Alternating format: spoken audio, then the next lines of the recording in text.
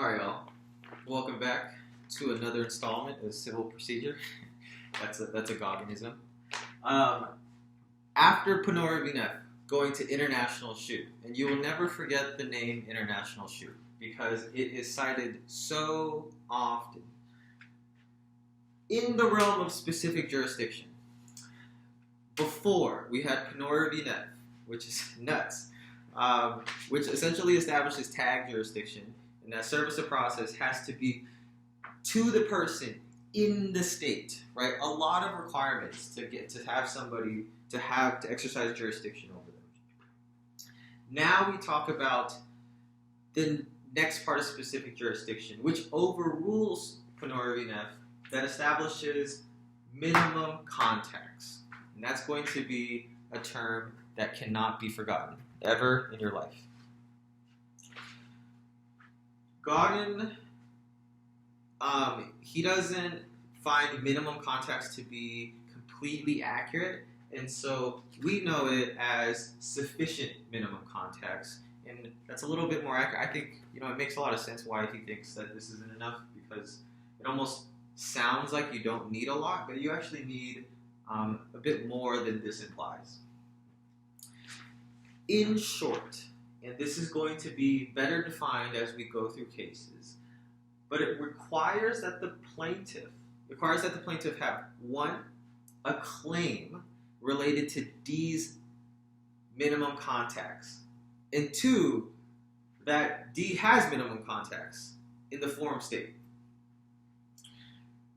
Forum state, just as a review, is just the state that is trying to exercise jurisdiction over defendant. Okay. International Shoe still prevails today, and it's just cited so often. You'll see little nuggets of it everywhere. Okay.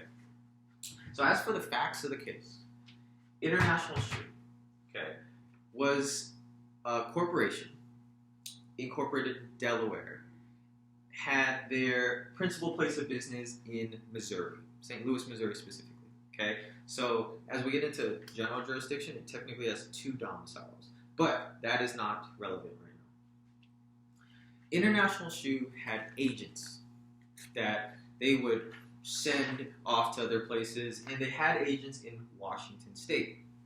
Now, these agents, they didn't really have like a place, they didn't have like a store or anything. They were just kind of going around selling shoes, not in their house, but, they lived in a house. Like, they probably, sent all the orders from their house to said place.